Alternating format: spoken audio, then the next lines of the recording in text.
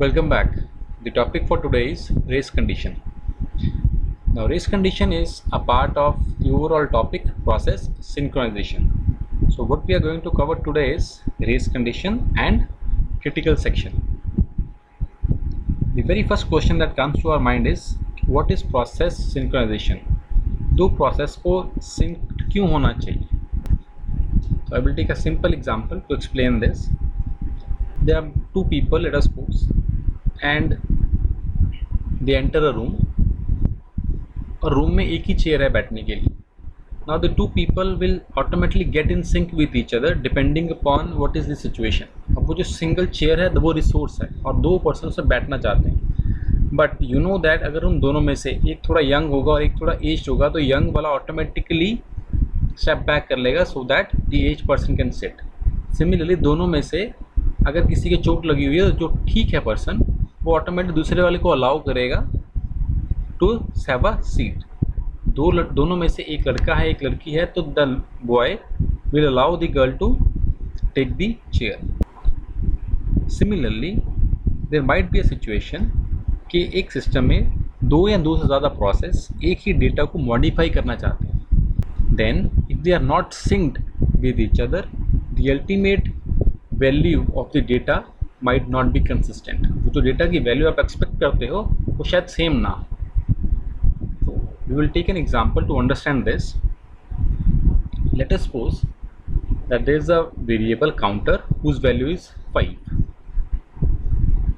and there are two operations counter plus plus and counter minus minus which we are going to perform. हम दो operation perform करेंगे counter plus plus और counter minus minus. If you perform these operations in any order, चाहे आप plus plus पहले करो या आप माइनस माइनस पहले करो, will there be any change in the ultimate value of counter? Counter की ultimate value क्या होगी? एक बार आपने प्लस करना है एक बार माइनस करना है. The answer will be 5. चाहे आप प्लस पहले करो या माइनस पहले करो, ultimate value of the variable counter कितनी आएगी हमारे पास? 5. Right? This is the ideal situation. Now let us suppose that these two operations do not happen one after the other. एक के बाद एक नहीं हो रहे पर दोनों सेम टाइम पे हो रहे हैं. तो क्या फ़र्क आने वाला है? दो operations, let us consider that both are different process. एक प्रोसेस ने काउंटर प्लस प्लस करना है और दूसरे प्रोसेस ने काउंटर माइनस माइनस करना है. काउंटर प्लस प्लस या counter minus minus is a statement written in high level language जैसे कि सी प्लस प्लस में. अगर मैं इसको मशीन लेवल में ब्रेक करूँ तो I can break them into 3 steps. तो how this counter plus plus happens, the value of the counter variable is copied into the register. फिर उस रजिस्टर की वैल्यू को हम इंक्रीमेंट करते हैं and then we push back the value of the register back into the counter. Same goes for counter minus minus. Right, एक step ultimately machine language में कैसे होता है 3 स्टेप्स. तो काउंटर प्लस प्लस एक प्रोसेस परफॉर्म करेगा, counter minus minus एक दूसरा प्रोसेस परफॉर्म करेगा. Now assume that the operations are overlapped. तो ये कैसे एग्जीक्यूट होगा? Right, so P1 process counter plus plus करेगा, P2 process counter minus minus करेगा and at each time we are going to check what is the value of register 1, register 2 and the counter. तो remember हमारे पास final value कितनी आनी चाहिए? 5. तो initial value कितनी है मेरे पास? 5. At time t is equal to 0 let us suppose that P1 process starts. पहले t इज इक्वल 0 पे सिर्फ P1 स्टार्ट हो रहा है. तो P1 की फर्स्ट स्टेटमेंट क्या है? Register 1 is equal to counter. इसके बाद रजिस्टर 1 की वैल्यू कितनी होगी? जितनी वैल्यू काउंटर की थी, दैट वाज व्हाट? 5. रजिस्टर 2 तो अभी इनिशिएट हुआ नहीं है एंड काउंटर की वैल्यू कितनी है? 5. At time t is equal to 1 process P1 तो चल ही रहा है, प्रोसेस P2 भी साथ में स्टार्ट हो गया. Right, before P1 can finish. तो P1 की सेकेंड स्टेटमेंट एग्जीक्यूट होगी, register 1 is equal to register 1 plus 1. तो इस स्टेटमेंट के बाद what will be the value of register 1? 6. Register 2 is equal to counter. This is the statement in process 2. So what will be the value of register 2? Whatever is the value of counter. वो counter की value कितनी है? 5. तो register 2 की value कितनी हो जाएगी? 5. At time t is equal to 2, process 1 performs its last operation. That is what? Counter is equal to register 1. तो काउंटर की वैल्यू कितनी होगी? जितनी रजिस्टर 1 की वैल्यू है. रजिस्टर 1 की वैल्यू कितनी थी? 6. सो काउंटर की वैल्यू कितनी हो गई? 6. and process 2 performs the second operation, register 2 is equal to register 2 minus 1. तो रजिस्टर 2 में एक वैल्यू कम हो गई, सो रजिस्टर 2 की वैल्यू कितनी थी 5, अब कितनी हो जाएगी 4. Now last at time t is equal to 3, process 2 performs its last operation which is what, counter is equal to register 2. तो रजिस्टर 2 की वैल्यू कितनी है 4, तो काउंटर की वैल्यू कितनी हो गई 4.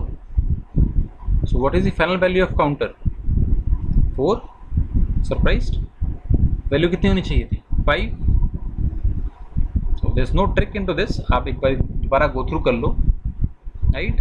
सो we have ultimately ended up in a different value of counter as expected.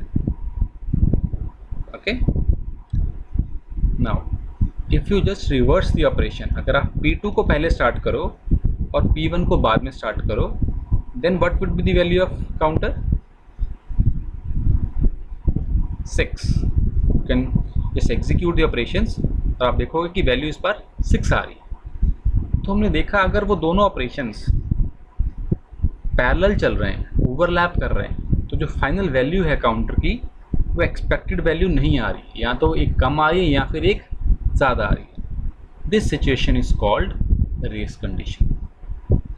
So what is race condition? It's a situation where several process access and manipulate the same data concurrently. Means same time पे एक से ज़्यादा process एक ही data को access और manipulate कर रहे हैं, and the outcome जो ultimate value है depends upon the order in which they perform that access. तो अब आपने देखा अगर P1 पहले रन कर रहा था तो वैल्यू कितनी आ रही थी 4, अगर P2 पहले रन करेगा तो वैल्यू कितनी आएगी 6. so such a situation is called race condition. ऐसा क्यों हुआ? because the process were not in sync with each other. अगर P1 पहले स्टार्ट हो चुका था and it is to modify the value जो P2 को भी चाहिए, then P2 should have waited so that P1 ultimately modifies the value of counter and then P2 should read the updated value of counter.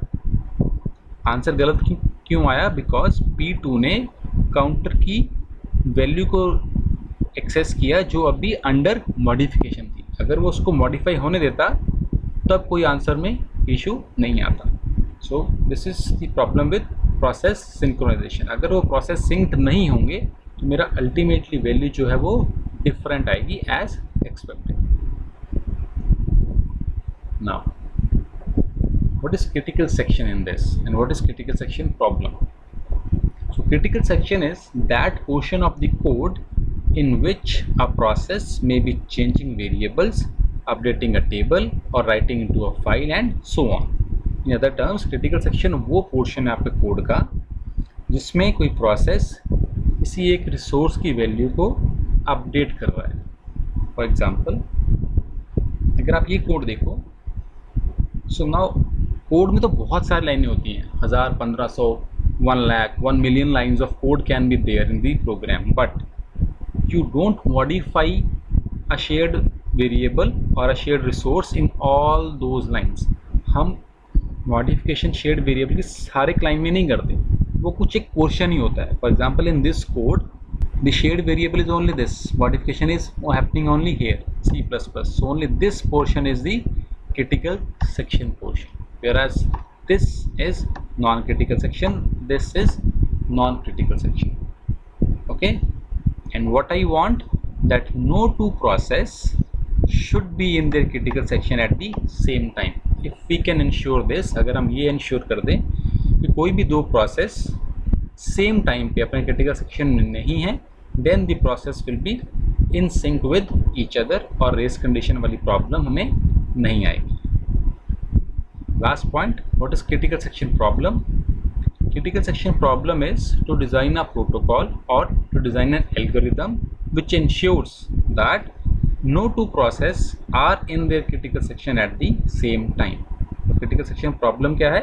मुझे एक ऐसा solution बनाना है कि कोई भी दो process, दो या दो से ज़्यादा process same time पे critical section में ना enter कर पाए. So I hope that this basics of race condition and critical section are clear. We will focus on this critical section problem and the various solutions that help us to overcome this problem in the next discussion, which will be on critical section problem. The link to the PPT is mentioned here. You can just go to the link and read the entire content as well as download the PPT there. If you like the videos that I am uploading, please don't forget to subscribe and share among your friends. So see you in the next class. Take care.